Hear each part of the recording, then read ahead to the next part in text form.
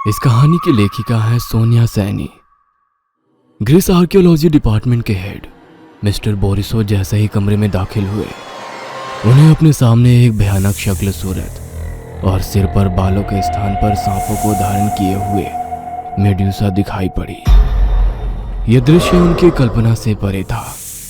भय से उनकी रीढ़ की हड्डी में ठंडक दौड़ने लगी और वे जैसे दो पल को सुन्न से हो गए। अगले ही पल वे भयानक जहरीले सांप फन उठाकर फुफकारते हुए मिस्टर बोरिसो पर टूट पड़े। मिस्टर बोरिसो लड़खड़ाते कदमों से कमरे से बाहर की ओर भागने लगे, लेकिन उससे पहले ही उन सांपों ने अपने बड़े जहरीले दांतों से उनके हाथ का मांस उखाड़ लिया था। आइए आपको शुरू से पूरी कहानी बताता हूँ। मेरा नाम विनायक गोखले है। मैं पुणे का रहने वाला हूँ। आज मैं आप सभी को अपनी कहानी सुनाना चाहता हूँ। बचपन से ही पुराने घर, जर्जर इमारतें और खंडहर हो चुके किले मुझे अपनी ओर खींचते रहे हैं। किसी किले के सामने से गुजरते हुए मैंने उसे पलट कर ना देखा हो, ऐसा कभी हुआ नहीं। खंडहरों से मेरा प्यार जुनून में ऐसा बदला कि मैंने आर्कियोलॉजी को ही करियर बनाने का प्रण ले लिया। यूपीएससी क्लियर करने के बाद अब मैं आर्कियोलॉजिकल विभाग में सीनियर रिसर्चर था। देर शाम तकरीबन 9 बजे मैं अपने कमरे में बैठा शराब पी रहा था। तभी मेरे पास एक अननोन नंबर से कॉल आया। कॉल पर मुझे जो पता चला उसे सुनकर मैं लगभग अपने बिस्तर से नीचे गिर पड़ा था। शराब का सारा नशा एक ही पल में चूर हो गया था। ग्रीस में एक पुरातत्व साइट पर खुदाई के दौरान कुछ बेहद रहस्यमयी मूर्तियां मिली थी। अंतर्राष्ट्रीय आर्कियोलॉजिक्स इसे आज तक की सबसे बड़ी सफलता मान रहा था। ऐसा दावा किया जा रहा था कि यह मूर्ति गॉर्गन मिस्टर मेड्यूसा की है। मेड्यूसा का नाम सुनकर आज तक सुनी हुई सारी रहस्यमयी कहानियां एक फिल्म की तरह मेरे दिमाग में चलने लगी। मैं किसी भी तरह भारत की ओर से ग्रीस जाकर उन मूर्तियों को देखना चाहता था। मेरी कल्पना से भी परे सचमुच मुझे ग्रीस जाने और साइट पर अपनी रिपोर्ट बनाने के लिए इंडियन गवर्नमेंट राजी हो गई थी। मैं और मेरी पत्नी राशि ग्रीस जाने के लिए जैसे ही घर से निकले, हमारा पालतू कुत्ता ब्रूनो भयानक आवाज में जोर जोर से रोने लगा। मेरे आजूबा कहा करते थे कि जानवरों के पास कुछ विशेष शक्तियां होती है जिससे वे आने वाले खतरे को भांप लेते हैं। ब्रूनो को शायद हमारे ऊपर आने वाले संकट का आभास हो गया था, लेकिन हम इस समय ज्यादा सोच पाने की स्थिति में नहीं थे। ब्रूनो को मेरी माँ को सौंपकर हम ग्रीस की यात्रा पर निकल गए। ग्रीस पहुंचकर मैंने जैसे ही उस मूर्ति को देखा, मैं सन्न रह गया। ये कोई मूर्ति नहीं थी।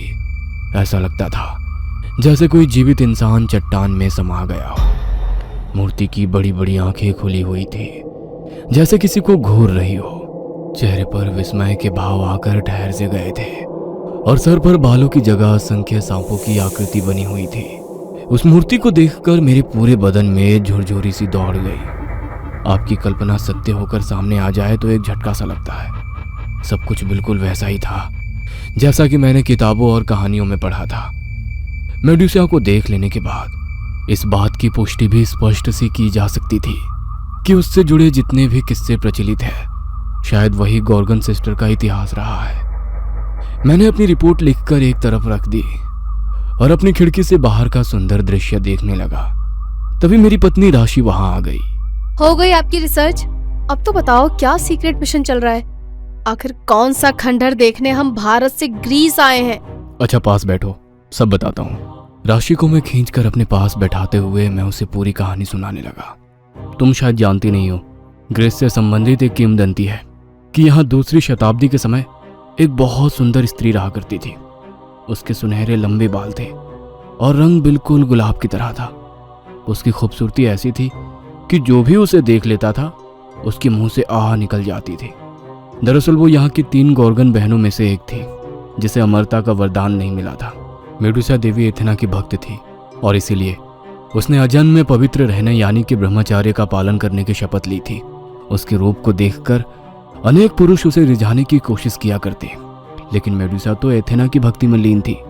वह एथेना के मंदिर में रहकर पूजा पाठ किया करती थी। देवी एथेना भी उसकी भक्ति से बहुत खुश थी, लेकिन उसकी सुंदरता ही उसकी दुश्मन बन गई। मेडुसा की खूबसूरती के चर्चे दूर दूर तक फैलने लगे। पोसाइडन ने जब मेडुसा को देखा तो वो उसका दीवाना हो गया।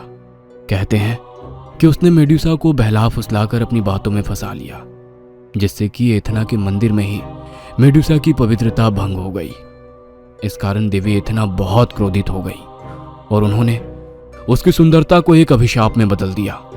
मेडुसा को इतना बदसूरत और डरावना बना दिया कि कोई पलटकर कभी उसकी ओर ना देखे। जब इतने से भी एथेना का मन नहीं भरा तो उसने मेडुसा को एक और श्राप दिया। आज के बाद अगर किसी भी पुरुष ने तेरी आंखों से आंखें मिलाई तो वो पत्थर बन जाएगा। एथेना के श्राप के बाद सब मेडुसा के करीब आने से घबराने लगे। मेडुसा के सर पर भयानक जहरीले सांप फन निकाले दिखाई देते थे। उसका चेहरा गहरा हरा और भयानक हो गया था। उसके दांत भी भद्दे और टेढ़े मेढ़े हो गए थे। अब वो एक सुनहरे लंबे बालों वाली सुंदरी की जगह एक डरावनी भद्दी राक्षसी लगने लगी थी। मेडुसा अपने दिन गुजारने के लिए अफ्रीका चली गई, जहां एक पुराने से किले में वो अपनी दोनों बहनों के साथ रहने लगी। इधर देवी एथेना और राजा ने मिलकर पर्सियन को मेडुसा का सर लाने का काम सौंप दिया। पर्सियन एक महान नायक था। उसने बड़ी बहादुरी से मेडुसा की आंखों में देखे बिना ही उसका सर काट दिया और उसे अपने साथ ग्रीस लेकर आ गया। कहते हैं कि उसने बाद में सर को यहीं ग्रीस में किसी गुमनाम सी जगह पर गाड़ दिया था। मुझे लगता है जहां से यह मूर्ति मिली है जरूर यह वही जगह रही होगी जहां पर्सियन ने उसका सर गाड़ा था। बस एक पहेली है जो अभी भी मेरी समझ से बाहर है, वो ये कि अगर उसने मेडुसा का सर यहां गाड़ा था तो हमें कोई कंकाल मिलना चाहिए था, और इतनी सदियां बीत गई है शायद कंकाल भी नहीं मिलना चाहिए अब तो। लेकिन हमें मिली है एक पत्थर की कटे सर वाली मूर्ति। अब इस मूर्ति की पहेली क्या है ये समझना अभी बाकी है। शुरुआती कार्बन डेटिंग से ये तो कंफर्म हो रहा है कि ये मूर्ति है तो दूसरी शताब्दी की ही, यानी कि हम सच के बेहद करीब है। मैं अपनी लौ में बहता हुआ अपनी पत्नी राशि को पूरी कहानी सुनाता जा रहा था। कहानी सुनाते हुए मैं कहानी में इतना खो गया था कि मैंने एक बार भी पलटकर राशि की ओर नहीं देखा था। मैंने एक बार भी महसूस नहीं किया कि राशि के हाव भाव कुछ बदल गए हैं। मेरी बात को खत्म होने के बाद राशि कुछ भारी सी आवाज में बोली, बस इतना ही जानते हो, अगर रिसर्च करने ही आए हो तो चलो आज पूरी कहानी मैं तुम्हें सुनाती हूँ। राशि की बात सुनकर मैंने गौर से उसकी ओर देखा। उसकी आंखें बिल्कुल लाल हो गई थी, चेहरा भी गुस्से में तमतमा रहा था। राशि की आवाज, बात करने का लहजा और चेहरे के भाव बिल्कुल बदले हुए दिखाई पड़ रहे थे। मुझे घूरते हुए गुस्से से भरकर उसने मुझे आगे की कहानी सुनानी शुरू की। मेडुसा बहुत खूबसूरत थी। मेडुसा की खूबसूरती के कारण अब एथेना के मंदिर में पुरुषों का आना जाना बहुत बढ़ गया था। वे सब देवी के दर्शन के लिए नहीं बल्कि मेडुसा को देखने आती थी। उसके सुनहरे बालों और गुलाबी रंग से एथेना को अब जलन होने लगी थी। जब पोसाइडन ने मेडुसा के साथ जोर जबरदस्ती करनी चाही तो मेडुसा ने अपनी इष्ट देवी एथेना को पुकारा और दौड़कर मंदिर में छिप गई। उसे यकीन था देवी एथेना उसकी पवित्रता भंग नहीं होने देंगी, लेकिन वो नहीं आई। उन्होंने पोसाइडन को नहीं रोका और पोसाइडन ने इतना कहकर राशि सुबकने लगी। कुछ ही पलों में उसका चेहरा गुस्से से तमतमाने लगा। मैंने महसूस किया कि राशि के चेहरे का रंग बदल रहा है। वह दर्द से भरा सिसक रही थी। मैंने झंझोड़ कर राशि से पूछा, राशि रो क्यों रही हो? क्या हो गया है तुम्हें? बोलो राशि। जवाब देने की बजाय वो मुझे अजीब सी नजरों से घूरने लगी। उसका चेहरा बिल्कुल हरा दिखाई पड़ रहा था। जगह जगह पर अजीब सी नीली धारियां और आंखों की पुतलियां भी नीली दिखाई दे रही थी। राशि को देखकर मुझे घबराहट सी होने लगी। राशि तुम मुझे डरा रही हो? अब बोलो ना क्या हो रहा है तुम्हें? कहा ना पूरी कहानी सुनो। राशि की गुस्से में चढ़ी हुई आंखें देखकर मैं चुपचाप अपनी चेयर पर बैठ गया। एथेना ने अपनी कुड़हन निकालने के लिए मेडुसा को एक राक्षस बना दिया। वो नहीं चाहती थी दुनिया का कोई भी मर्द उसे देखे, इसीलिए उसने मेडुसा को श्राप दिया कि उसकी आंखों में देखने वाले को वो पत्थर में बदल देगी। बाद में एथेना ने षड्यंत्र रचकर मेडुसा का सर कटवा दिया। और क्या कहा तुमने? पोर्सियन महान योद्धा था, कोई महान योद्धा नहीं था वो। मेड्यूसा का सर काटने के लिए वो उसे दिन और सालों तक तलाशता रहा, लेकिन उसे ढूंढने में सफल नहीं हुआ। उसके बाद उसने छल से ये पता लगाया कि मेड्यूसा कहाँ छिपी हुई है। उसका पता मिलने के बाद भी उसमें हिम्मत नहीं थी कि वो मेड्यूसा को मार सके, इसीलिए उसने अपने कपट का सहारा लिया। मेड्यूसा को मारने के लिए उसने एथेना की दी हुई ढाल से प्रतिबिंब में उसका चेहरा देखा और ग्रीक गॉड की दी हुई तलवार से उस पर वार कर दिया। तुम शायद जानते नहीं कि मेड्यूसा के कटे सर में भी इतनी शक्ति थी कि वो किसी को भी पत्थर बना सकती थी। मेड्यूसा के सर का उपयोग करके उन दुष्टों ने न जाने कितने ही युद्ध जीते। मरने के बाद भी मेड्यूसा का अंत नहीं हुआ था और एथेना इस बात से अभी भी चिंतित थी। इसीलिए मेड्यूसा का अंत करने के लिए एक दिन मेड्यूसा के सामने आईना रख दिया गया। अपना ही चेहरा आईने में देखने से मेड्यूसा का सर उसी क्षण पत्थर में बदल गया। उसके बाद एथेना और पर्सियन ने मेड्यूसा के सर को एक गुमनाम जगह पर सैकड़ों हजारों फीट गहराई में छिपा दिया। एथेना जानती थी कि अगर कभी भी इस पत्थर की मूर्ति पर रक्त की बूंदें गिर पड़ी तो मेड्यूसा की भटकती हुई आत्मा उस पत्थर के सर तक पहुंच जाएगी। राशि के मुंह से सारी बातें सुनने के बाद मैंने डरते हुए आखिरी प्रश्न किया, लेकिन तुम ये सब कैसे जानती हो राशि? क्योंकि मेड्यूसा लौट आई है वो। मीटिंग के दौरान मेरा ध्यान भटका और कांच का गिलास मेरे हाथ से छूटकर नीचे गिरकर टूट गया। नीचे झुककर उसे उठाते समय मेरे हाथ में एक कांच का टुकड़ा धंस गया, जिससे खून बहने लगा। अचानक से खून बहता देखकर मैंने अपना हाथ झटक दिया, जिससे खून की कुछ बूंदें मेड्यूसा की मूर्ति पर भी गिर पड़ी। अब मैं समझ गया था, यानी कि मेरे कारण मेड्यूसा की आत्मा वहां पहुंच गई। मैंने अपने सूखते हलक से अटकते हुए पूछा, तो क्या तुम मेड्यूसा हो? मेरे इतना कहते ही राशि जोर से ठहाका लगाकर हंस पड़ी। मैं स्टेनो हूँ, मेड्यूसा की बहन। तो मेड्यूसा? राशि के इतना कहते ही मुझे महसूस हुआ एक अजीब सी शक्ति आकर मुझसे टकराई हो। अगले ही पल मेरा शरीर बस में नहीं था।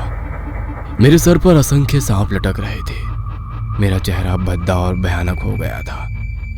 मेड्यूसा के सांपों ने एक साथ फन उठाकर फुफकार मारी तो भीतर से मेरा भी कलेजा कांप उठा। अब वो भयानक आवाज में चीखने लगी। उसके सर के सांप हवा में बिल्कुल सीधे खड़े हो गए थे। मुझे अपने शरीर पर कीड़ों के रेंगने का स्पर्श महसूस हो रहा था। मेड्यूसा राक्षस थी या देवी पता नहीं, लेकिन अब वो एक शैतान का रूप ले चुकी थी। उसकी बहन स्टेलना जो राशि के शरीर में थी, उसके सर पर भी अनेक सर्प बिलबिला रहे थे। मैं सब कुछ साफ साफ महसूस कर पा रहा था, लेकिन खुद को बेहद कमजोर महसूस कर रहा था। ठीक उसी समय एक वेटर खाना लेकर मेरे कमरे में पहुंच गया। मुझे पता था अगर मेड्यूसा ने उसकी आंखों में देख लिया तो वो बेचारा पत्थर हो जाएगा, इसलिए मैंने झट से आंखें बंद कर ली। मेरे आंखें बंद कर लेने से मेड्यूसा को गुस्सा आ गया और उसी पल उसके सर पर लटकते सांपों की गर्दन लंबी होने लगी और वे जाकर वेटर के गले से लिपट गए। मेड्यूसा जोर जोर से हंस रही थी और वो बेचारा वेटर तड़प तड़प कर अपने प्राण त्याग रहा था।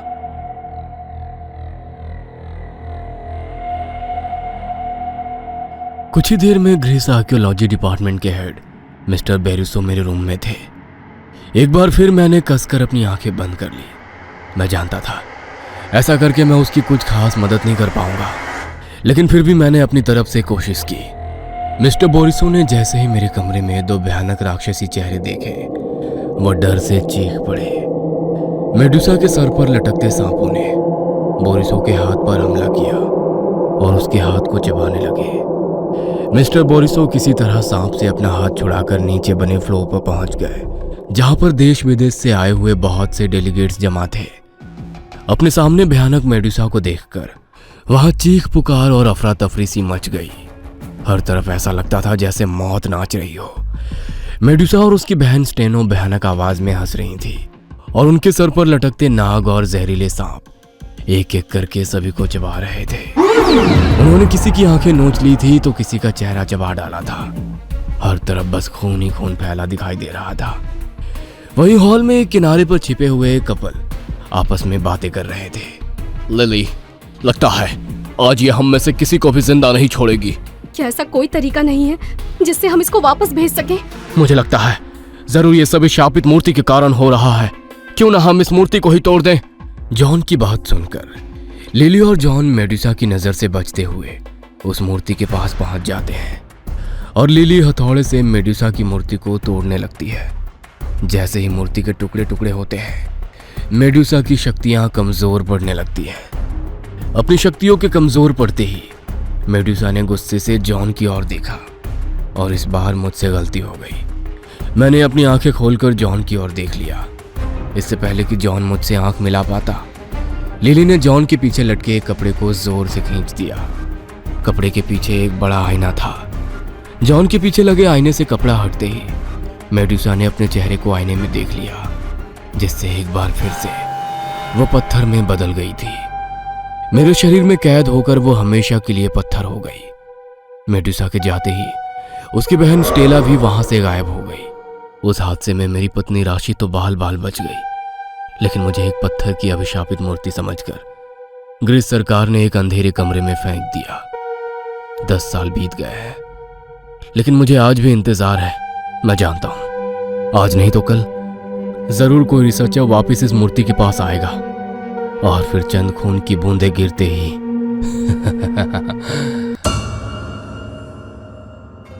ये कहानी आपको अच्छी लगी हो तो हमें सब्सक्राइब करें, हमारा इंस्टाग्राम और फेसबुक पेज जरूर फॉलो करें। और हाँ दोस्तों, सब्सक्राइब करना भूलना मत।